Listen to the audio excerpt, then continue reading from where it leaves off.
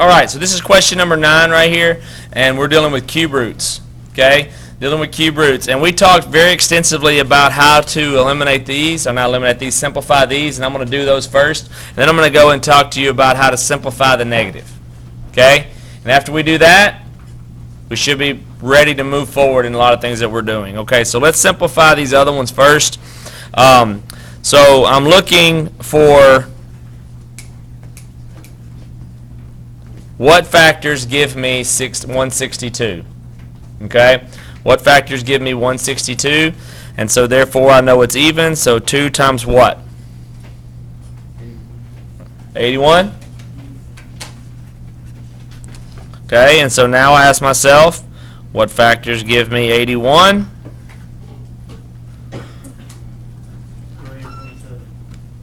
I'm going to go 9 and 9, because I'm fixing to cheat a little bit. Don't 9 and 9 do that? That makes it a whole lot easier for me to do. Now you could continue to go down 3 and 27 and 27 and 3 and 9 and all that, but I also know that 9's a perfect square. It's easy to break those apart, right? Do y'all agree with my factorization of that? Everybody good? Okay. All right, and so what's going to happen right here? What do I look for if I have a cube root? 3 consecutive things. I like that. See, that's good. Oh. Okay, so 1 comes out. Those 2 are eliminated. What's left underneath? What's left underneath the radical? 2 and 3, so 6. 2 and 3, so 6. And out front is 6 cube root 6. Do you agree with that? All right. So let's do this next one up here. Let's do 81. All right, and so we just saw that 81 was what? 9. Very good. So we got 3 cube root of 9 times 9. Okay. And I ask what factors give me 9 times 9?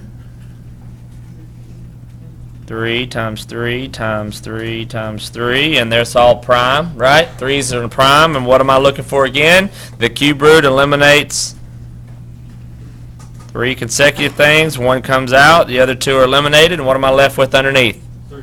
3, and so therefore I bring down 9 cube root of 3. We good so far? All right, so most of us probably didn't have issues with that one. We might not like them because the problems are longer, but we've got the concept of what we're supposed to do. Here is kind of an interesting concept with the negative power here. If this was a square root, could I take the square root of a negative 3? No. Even though it would be an irrational number, even though that 3 would be prime, I couldn't take a square root of a negative number because a number times itself that's negative is positive. So I don't have a negative way of doing it. However,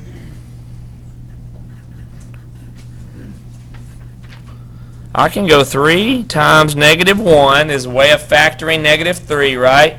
And since this is an odd power, I can deal with the negatives. I can deal with the negatives if it's a power of 1, power of 3, power of 5, power of 7, power of 9. I can deal with it with the odd powers.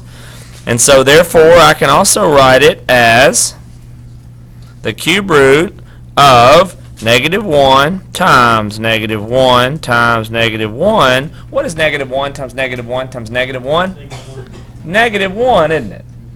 The reason why I can't break that down as a square is because negative 1 times negative 1 is not negative 1. It's positive 1. And so therefore, I didn't change the power of those at all. Do I have 3 negative 1s in a row? So 1 comes out. The others are gone, and what am I left with? Well, it's negative 3 times negative 1, which is 3 cube root of what's left underneath?